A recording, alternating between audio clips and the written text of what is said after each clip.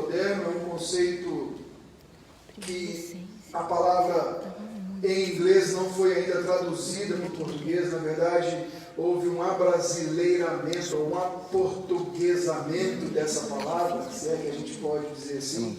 Mas é um conceito que está muito presente no nosso dia a dia. É um conceito que eu e você convivemos diariamente. O conceito é de algo que é disruptivo. O que é esse conceito? O que é ser disruptivo? Disruptivo é algo que, quando surge, ele reinventa a maneira de se fazer alguma coisa. Ele nos apresenta algo novo, algo muito novo. Ele apresenta uma maneira de se fazer algo que nós vemos fazendo por muito tempo, e ele rompe com algumas fronteiras e ele estabelece agora um novo modelo, um novo paradigma, uma nova forma de se fazer alguma coisa. Por exemplo, quantos aqui lembram da época que você ia numa locadora de vídeo? Quantos aqui iam numa locadora de vídeo? Né? Você ia na... Quantos aqui já compraram um pacote de 10 fitas por R$20, você tinha que devolver no mês? Muito caro, era barato, às vezes era caro. Né? Então, havia uma forma de se fazer. Quantos aqui tem mais de um ano que não entram numa locadora de vídeo? Mais de um ano. Não, locadora, aquela mesmo que você vai lá, que o cara pega a fita e abre e fala, rebobinou? Né? Quantos aqui não pagam mais multa porque não rebobinaram o vídeo? Né? Por que a gente não faz mais isso? Porque foi reinventado a forma de assistir filme. Através do quê? De algo chamado Netflix. Netflix é um conceito disruptivo. Ele mudou o seu comportamento da maneira e da forma como você fazia algo ao longo do tempo. O DVD não fez isso. Quando saiu uma nova mídia, o DVD, você continuava alugando e assistindo filmes da mesma maneira. Mas a Netflix, ela mudou um conceito. Ela transformou algo que você fazia em algo completamente novo. Quando a gente está falando, por exemplo, de empreendedorismo, a gente sabe que tudo que você faz, às vezes no mundo do empreendedor, muitas vezes ele é um aperfeiçoar de algo que alguém já fez. Agora, quando é disruptivo, ele cria uma tendência e provavelmente ele é líder daquele mercado e ele faz alguém milionário. Foi assim, por exemplo, com um programinha de computador que talvez você não conheça, chamado Napster. O Napster foi isso, era um player. Você colocava músicas no Napster. E aí, quando ele surgiu, as gravadoras falaram, isso não vai funcionar, isso não vai dar certo. Nunca que as pessoas vão deixar de comprar discos. Nunca que elas vão fazer playlists ou listas de músicas num software e vão colocar num que hoje nós conhecemos de pendrive, e elas vão ouvir para onde eles quiserem. Mas o criador do Napster teve essa sacada. E ele vendeu, depois de um tempo, essa tecnologia ou essa ideia. Ele criou um nicho de mercado. E hoje é a forma como nós nos relacionamos, por exemplo, com música. Nós nos relacionamos, por exemplo, com tantas outras coisas que foram disruptivas, mudaram o conceito. Tá bom, pastor, agora o que isso tem a ver com esse texto? Irmãos, eu enquanto meditava naqueles dias ali da nossa conferência, eu entendo que esse texto também, que esse momento da história que esse texto começa a relatar, que esse livro de Atos, ele é um livro disruptivo. Ele é um livro, eles são os relatos que vão nos ajudar a entender quem nós somos e finalmente sermos devolvidos àquilo que Deus nos planejou ou nos criou para ser. O livro de Atos, ele mostra, ele revela para a gente uma nova maneira de viver a vida. Os evangelhos, eles nos ensinam essa nova maneira através de Jesus, mas o livro de Atos é o Espírito Santo aplicando aquilo que o Jesus ensinou de uma forma prática, eficaz e verdadeira na vida de cada crente, na vida de cada um de nós. Então eu queria que você, olhando para esse texto, você me acompanhasse para a gente ver um pouquinho desse contexto e tentar pensar em 3 motivos. Nós vamos pensar em 3 razões porque esse livro ele é disruptivo, e nós vamos terminar concluindo ou aplicando isso para nós nessa noite. Quando você começa a olhar esse livro, você vai descobrir o seguinte: primeira frase do versículo 1 vai dizer que esse livro ele é parte de uma série de livros que foi escrito. O autor desse livro diz que ele escreveu um primeiro livro para alguém chamado Teófilo. E qual é esse livro que ele escreveu? Se você voltar à sua Bíblia, volta às páginas da sua Bíblia, em Lucas no capítulo 1, você vai ver que o mesmo autor do Evangelho de Lucas é o autor do livro de Atos. Olha lá, vamos ler lá, Lucas 1.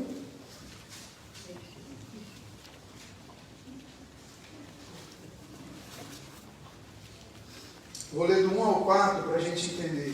Visto que muitos houve que empreenderam uma narração ordenada dos fatos que entre nós se realizaram, conforme nos transmitiram os que desde o princípio foram deles testemunhas oculares e ministros da palavra, igualmente a mim me pareceu bem, depois de acurada investigação de tudo, desde sua origem, dar-te por escrito, excelentíssimo Teófilo, uma exposição em ordem, para que tenhas plena certeza das verdades em que foste instruído.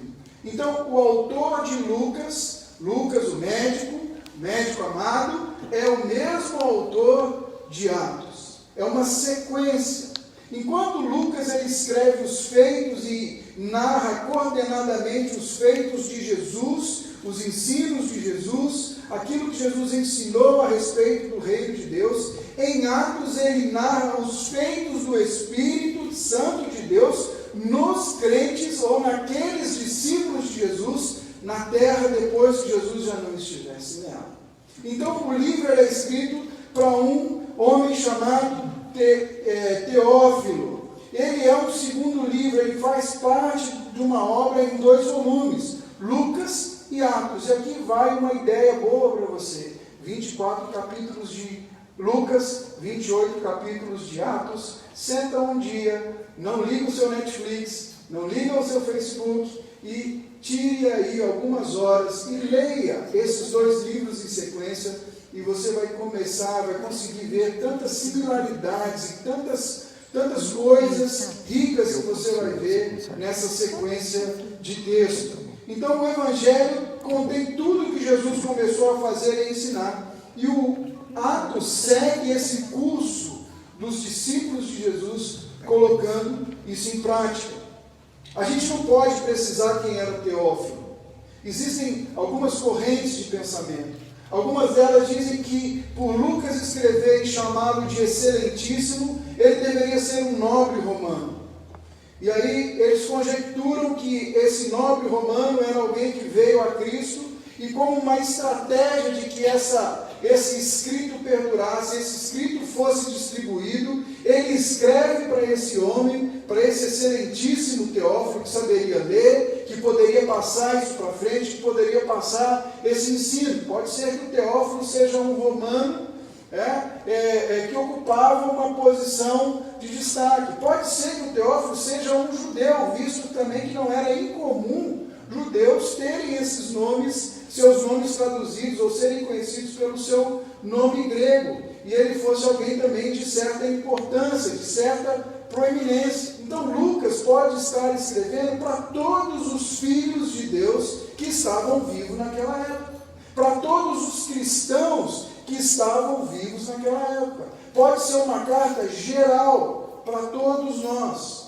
mas independente de qual das 3 teorias, nós sabemos que essa carta ou que esse livro foi escrito endereçado a uma pessoa para contar os fatos que o Espírito Santo de Deus estava realizando agora através dos discípulos. É muito interessante a gente olhar por esse ângulo. A gente olha nos evangelhos, Jesus ensinando, e agora a gente vê Jesus autorizando, ou delegando, ou enviando os seus discípulos, confiado de que eles haviam aprendido o que era necessário para então continuar agora a propósito da redenção, a pregação da palavra e tornar então conhecido esse evangelho em todos os cantos da terra. Então esse é a primeira atenção que eu quero que você tenha no texto. Depois também Lucas vai nos situar quando que ele escreveu esse tempo. Ele vai dizer que esse livro, ele começa a contar depois que Jesus morreu. E ele, aqui do versículo 3 ao versículo 5, ele vai nos colocar e vai dizer que depois de padecer e de ter sido ressuscitado, Jesus passou um tempo com os seus discípulos ensinando-os. Jesus passou um tempo com seus discípulos aplicando aquilo, dando as instruções para os seus discípulos de como seriam as coisas dali para frente, do que ele esperava dali para frente, do que seria a tarefa de levar o Evangelho, ou de continuar a amar Jesus e a seguir os ensinamentos de Jesus dali para frente. Você vê isso em todos os evangelhos. E Lucas aqui, ao escrever Atos para o Teófilo, ele relembra para o Teófilo que Jesus, ele está falando de algo que aconteceu com Jesus, depois dele ter se apresentado vivo, com muitas provas incontestáveis da sua ressurreição. Você vai lembrar, por exemplo, de quando ele, em João, se você voltar uma página na sua Bíblia, no João capítulo 20, depois de ter ressuscitado, os discípulos estão amedrontados em casa, Jesus aparece para eles sem passar pela porta e diz paz. E aí quando ele diz paz, eu fico imaginando o tumulto que deve ter sido entre os discípulos. Né? E aí o que ele faz? Ele dá provas que ele é ele.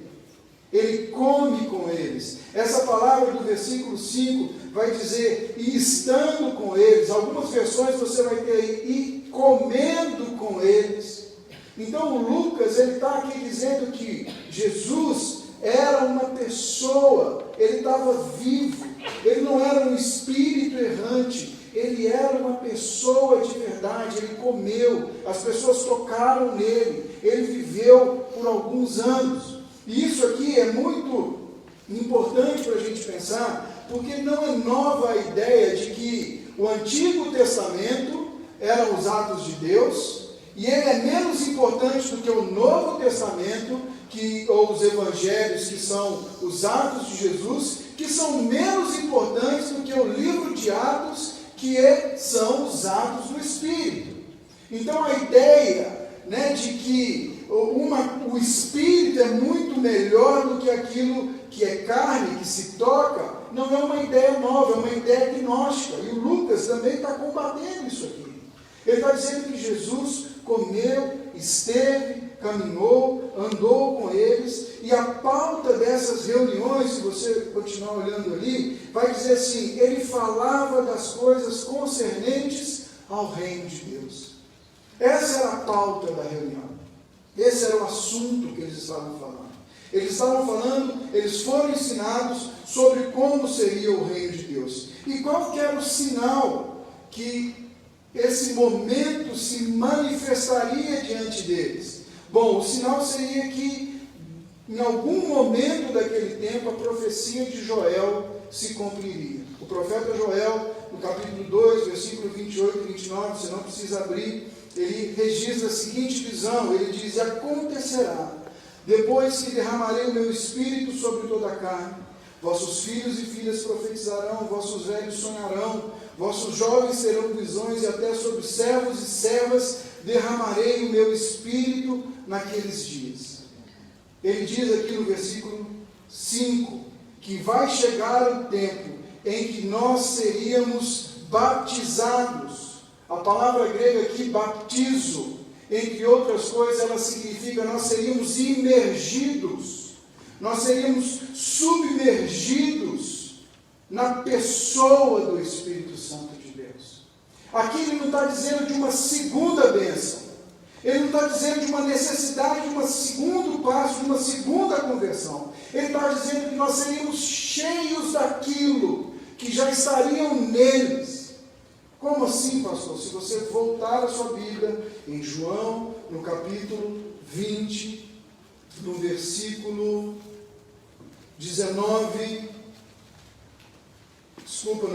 21, vai dizer assim, aquele evento que eu acabei de dizer que os discípulos podem ter se assustado. Disse-lhes, pois, Jesus outra vez, paz seja convosco. Assim como o Pai me enviou, eu também vos envio. E havendo dito isto, soprou sobre eles e disse, recebei o Espírito Santo. Recebei o Espírito Santo.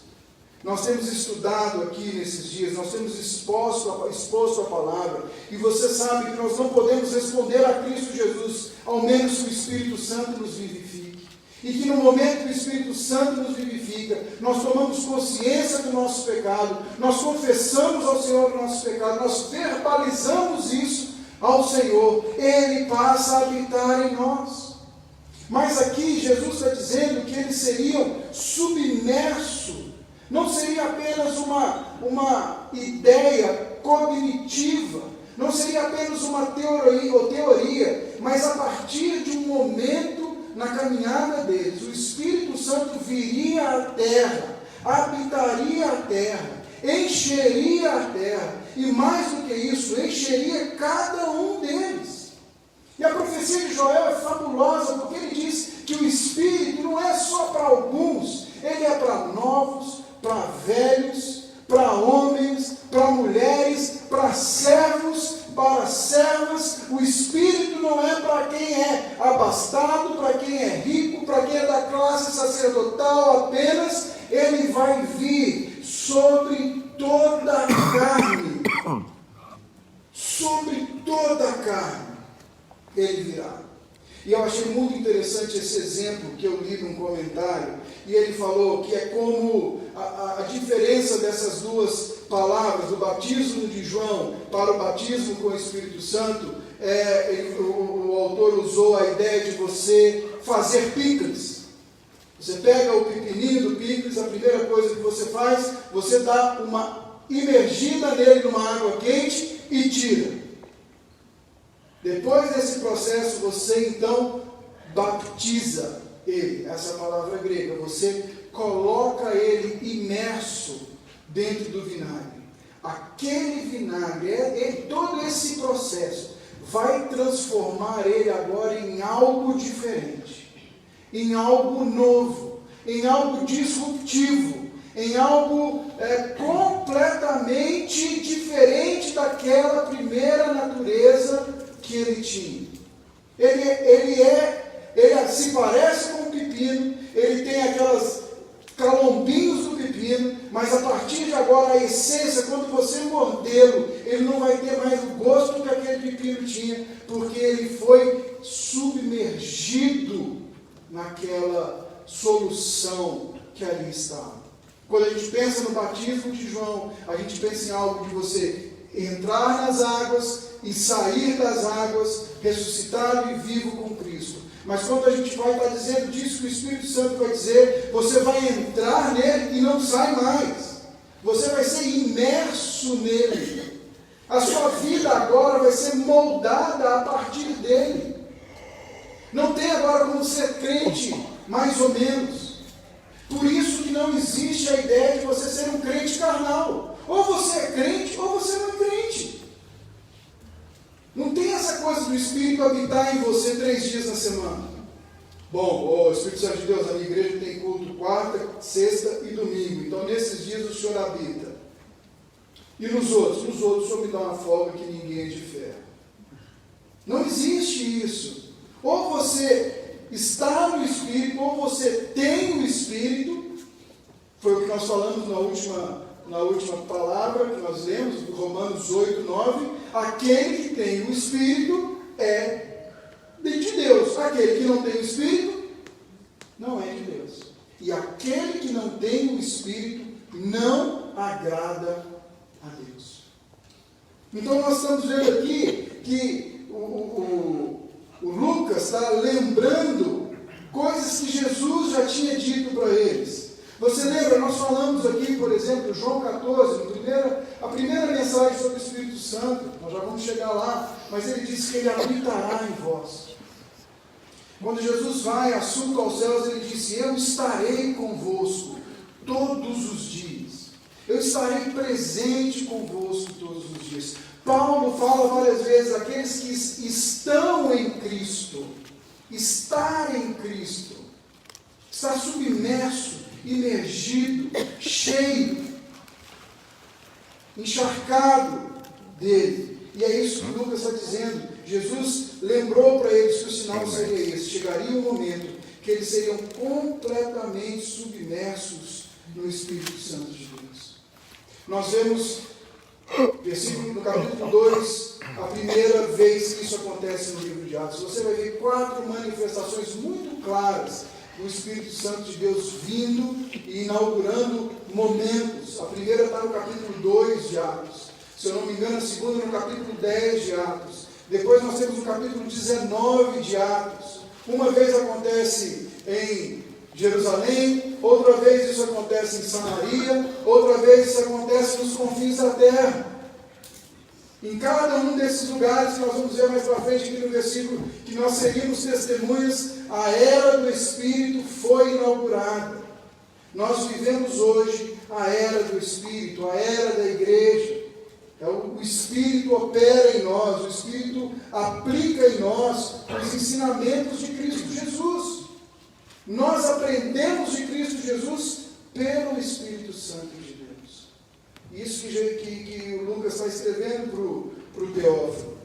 E aí ele começa depois desse prólogo, no versículo 6, e ele, depois que ouviram tudo isso, aqueles discípulos, e veja bem, aqui nós não podemos precisar que foi alguns dos 11, que aqui você sabe ainda não tinha sido escolhido o sucessor de Judas. Você vai ver isso na sequência do texto, que Pedro diz que a gente precisa então completar o time. Está faltando um, caso alguém machuque para entrar. Nós só temos 11, temos que botar mais um aqui, alguém aqui no time. E aí, os discípulos podem ser os 120 que caminhavam com Jesus, que estavam ali mais perto de Jesus. E eles dizem assim: então, Senhor, quando essas coisas acontecerem, finalmente vai ser o momento que nós vamos ser restaurados como reino de Israel. Finalmente vai ser o tempo onde Israel vai ser livre das amarras, onde nós vamos subjugar todas as outras nações. Será esse o momento? Será que é isso que vai acontecer? E a resposta de Jesus vem no versículo 7 e no versículo 8. A primeira parte da resposta de Jesus é extremamente intrigante. E a segunda é desafiadora. Na primeira parte ele diz assim: não compete a vocês saberem algo que só o Pai sabe. Não compete a nenhum de vocês. Em outras palavras, ele está dizendo: o meu Pai é soberano.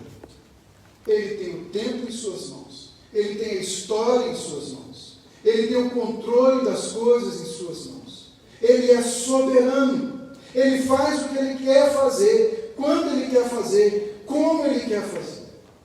Ele muda reinos, ele institui reis, ele destrona reis.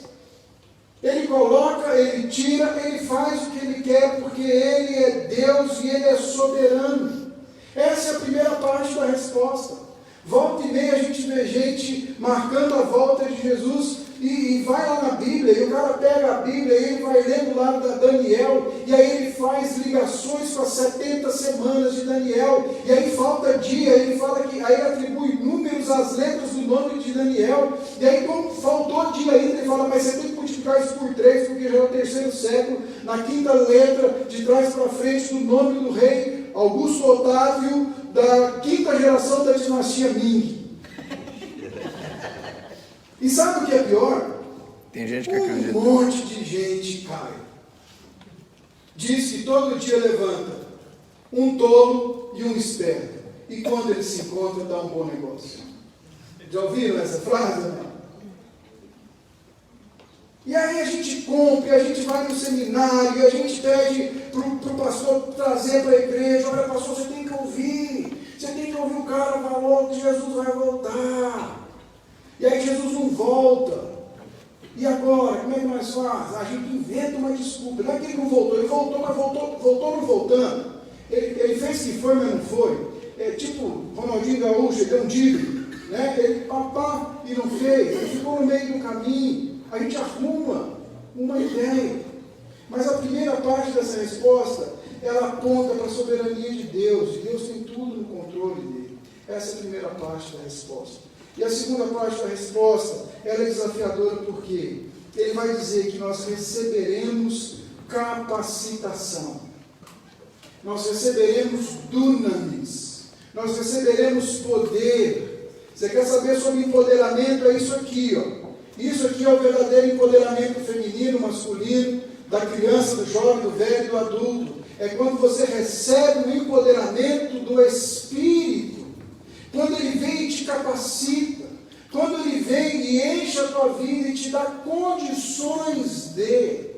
Ele vai te impulsionar a. Então ele vai dizer aqui o seguinte para a gente: que nós seremos capacitados, nós seremos empoderados, nós teremos poder, não apenas para restaurar aquilo que aconteceria ali no reino de Israel, mas muito mais, nós receberemos poder para sermos testemunhas, para sermos pessoas que iriam não só a Israel. Veja bem, os discípulos queriam saber quando que o nosso problema será resolvido. E a resposta de Jesus para eles é: ei, a partir de agora não é mais sobre você, é sobre a partir de você. Não é mais sobre Israel. É sobre o que eu vou fazer. É sobre o que eu comecei através de Israel, quando eu chamei o Abraão, há 3.000 e poucos anos atrás. Eu chamei o Abraão e eu disse para ele: em você vai vir uma nação que todas as famílias da terra serão abençoadas. Mas vocês se perderam nisso. E a partir de agora não é mais sobre você, irmãos. Não é sobre nós. Evangelho não é sobre nós. Posso te dizer uma coisa? Evangelho não é sobre as suas necessidades, não é sobre as suas vontades, não é sobre o que você acha que você precisa, não é sobre as suas lutas. Evangelho é sobre o poder de Deus fluindo através de você. Quando a gente entende isso, que o nosso Pai que está no céu sabe o que nós precisamos, algumas coisas começam a mudar. Porque se Ele sabe, eu posso gastar menos tempo orando por mim e mais tempo abençoando, sendo martúrio, sendo testemunha, sendo alguém capaz de anular e dar a própria vida, se preciso for, para que o nome de Jesus seja glorificado. O Espírito aplica os feitos de Jesus. E Ele diz isso para a gente. Essa é a era do reino. Eu sou agora uma testemunha. Não é mais sobre mim, não é mais sobre Israel, não é apenas sobre um povo, não é apenas sobre uma etnia, mas agora é sobre todos os povos da terra. Nós seremos testemunhas em Jerusalém, ali onde eles estavam. E é interessante que eram galileus em Jerusalém. Eles seriam testemunhas na Judéia.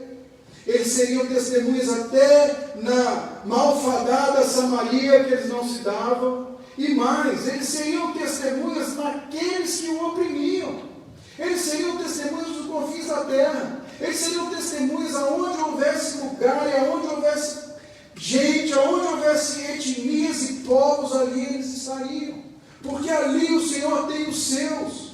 E como ouvirão se ninguém pregar para eles? E aqueles que são seus virão a Cristo através da palavra dessas testemunhas. Isso é uma declaração completamente disruptiva. Por quê? leva agora esses leitores e esses ouvintes dessa mensagem a repensar ou a reentender ou a ressignificar a sua vida a partir disso que eles aprenderam. E eu quero trazer para você pelo menos 3 pontos em que eu vejo que essa mensagem é disruptiva. Vocês entenderam o conceito de disruptivo? Precisamos voltar nele? Podemos seguir? Deu para entender? Disruptivo é quando a gente refaz algo totalmente diferente, muda a forma completamente da gente se relacionar com algo que nós faríamos. É disruptivo, primeiro ponto, porque agora o Espírito Santo não apenas visita a terra, mas ele habita em nós. Eu sei que você que está aqui e veio nas pregações dessa série, vai lembrar que a primeira pregação nós falamos de Jesus prometendo um outro Consolador como Ele, alguém igual a Ele. João 14, 16 e 17. E Jesus disse que agora Ele vai habitar em você. É disruptivo porque até esse ponto o Espírito de Deus passava pela terra, vinha em determinados momentos, cumpria determinadas funções, usando determinadas pessoas, mas a partir de agora Ele está disponível a todo aquele a quem o Pai designou. Ele passa a habitar em nós, Ele passa a viver em nós. Eu falei isso lá naquela pregação. Agora o Espírito tem CPF, o Espírito tem RG, o Espírito de Deus tem um CEP, Ele habita em você, Ele está em você, e isso é algo extraordinário, profundo e transformador, gente. Isso é transformador. Por quê? Porque agora eu tenho que pensar muito bem sobre como eu lido com as minhas relações, porque o Espírito vive em mim. E se o Espírito vive em mim, eu preciso me relacionar com as pessoas que estão ao meu redor, de acordo com o Espírito de Deus que vive em mim. Antes de falar algo da minha esposa de forma pejorativa, eu tenho que lembrar que o Espírito Santo de Deus habita nela. Claro, se ela mostra os frutos do Espírito, é o nosso próximo assunto. Se ela se esforça por andar no Espírito, se eu me esforço por andar no Espírito. Nós falamos na última palavra, na última pregação da série, sobre essa batalha entre os feitos da carne e as obras do Espírito.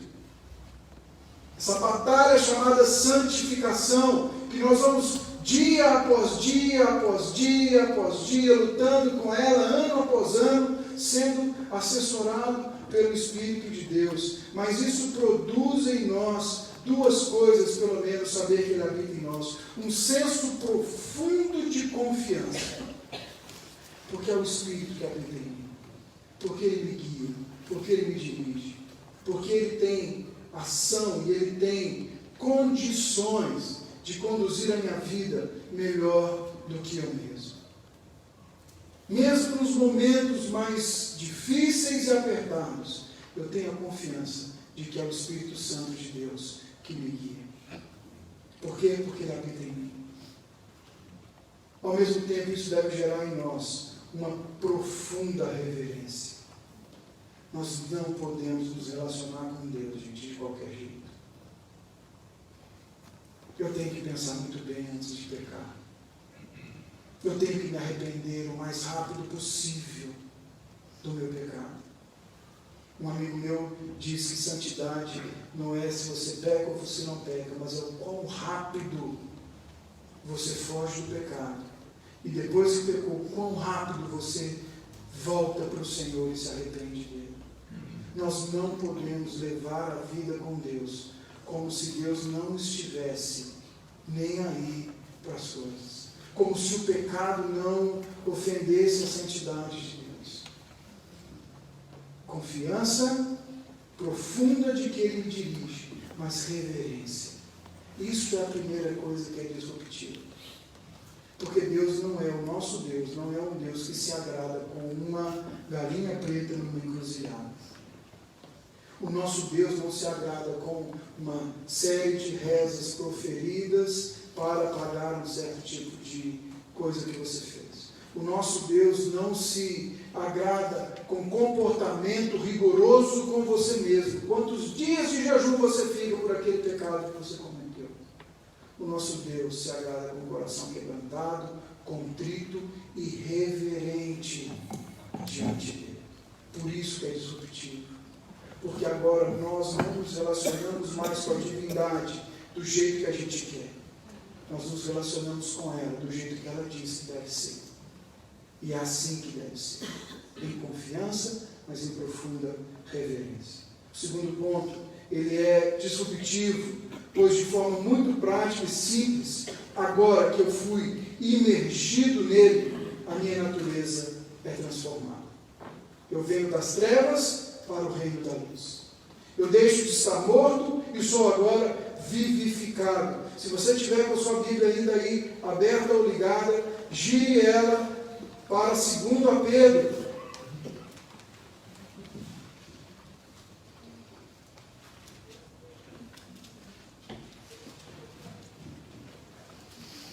Capítulo 1.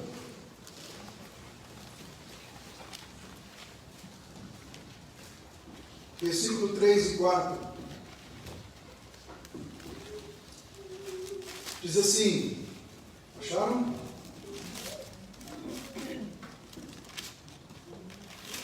Vou ler. Visto como pelo seu divino poder nos tem sido doado todas as coisas que conduzem à vida e à piedade, pelo conhecimento completo daquele que nos chamou para a sua própria glória e virtude, pelas quais nos têm sido doadas as suas preciosas e muito grandes promessas, para que por ela vos torneis coparticipante da natureza divina, livrando-vos da corrupção das paixões que há no mundo.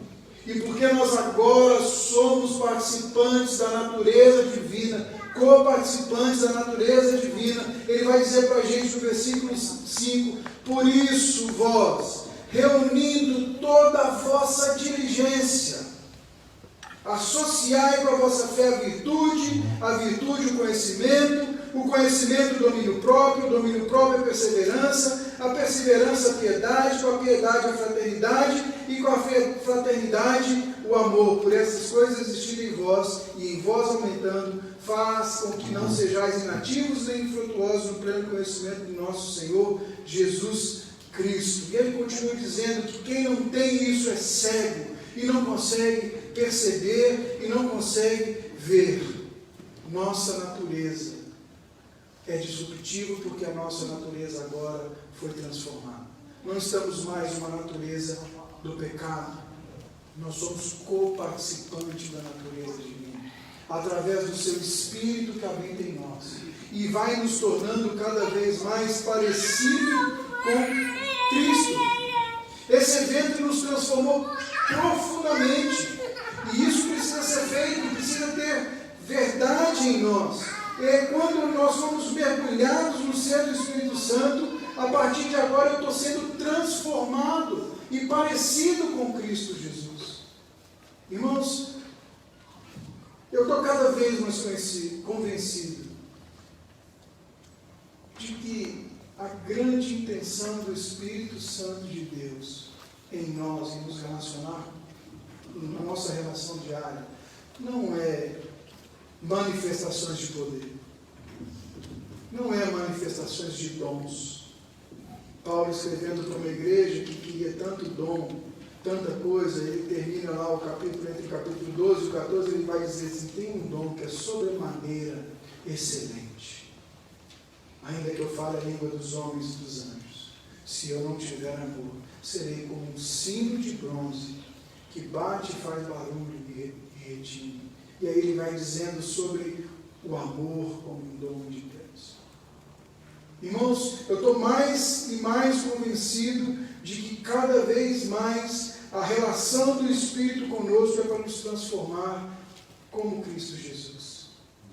Porque não adianta nada, irmãos, nós manifestarmos dons, que é algo que Deus nos dá, e não amar aquele que está mais próximo de nós.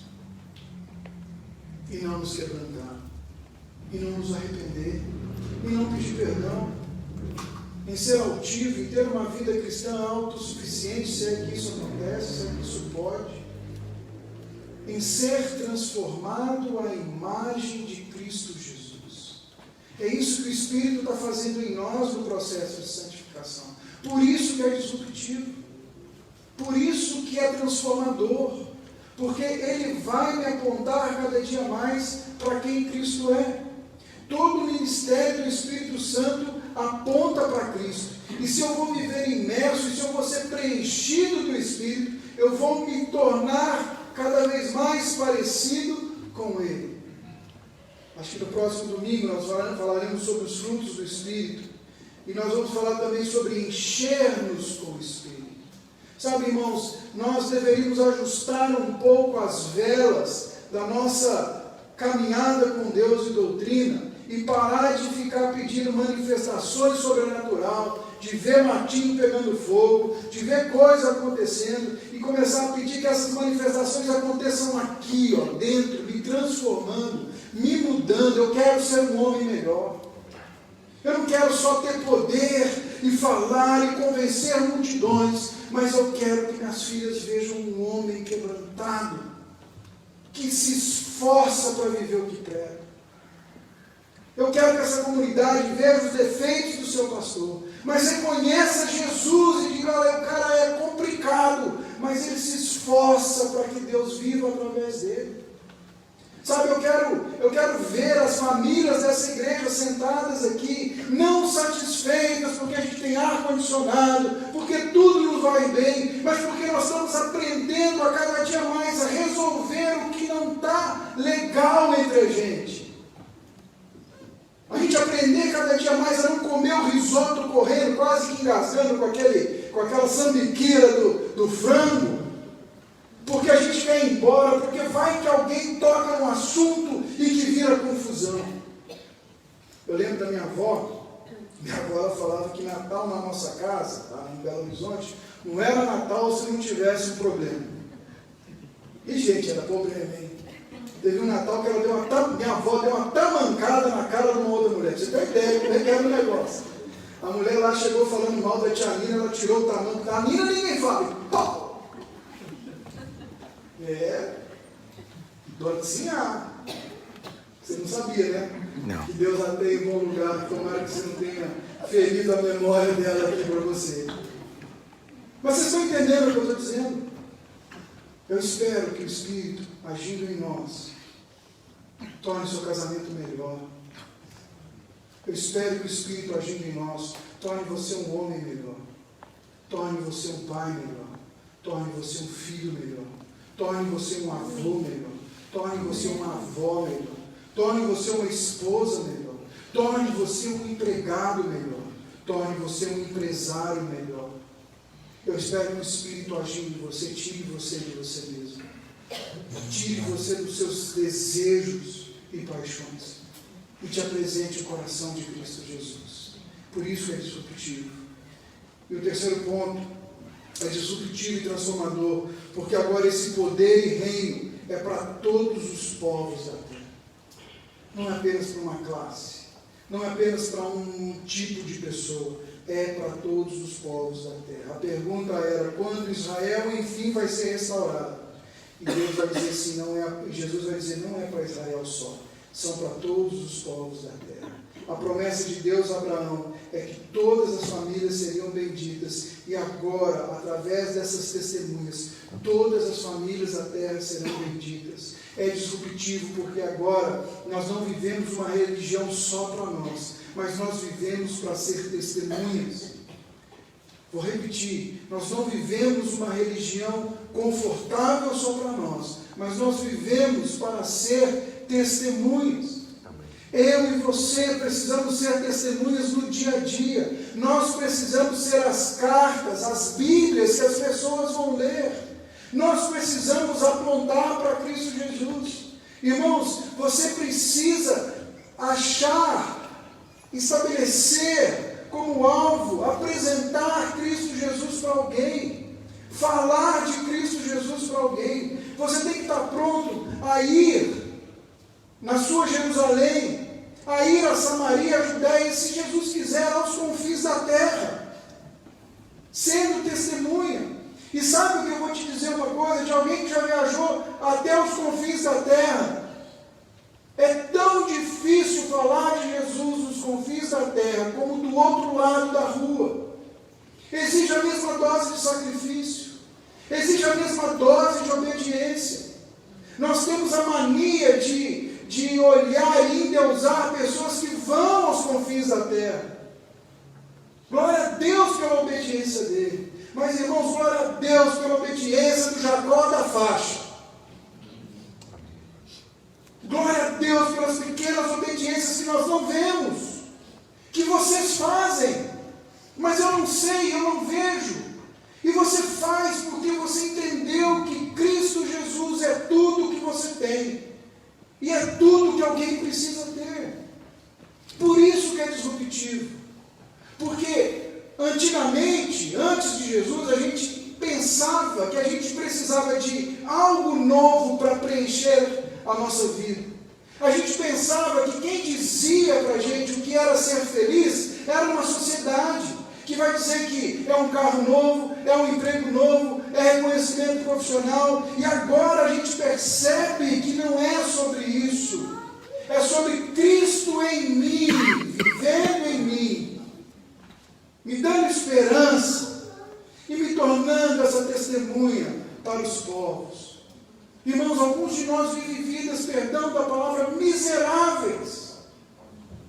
Alguns de nós vivem vidas desgraçadas, sem graça, controladas por uma obsessão em se tornar aquilo que a sociedade quer que ele se torne, em ter aquilo que alguém diz que ele tem que ter, em ser controlado por uma substância qualquer.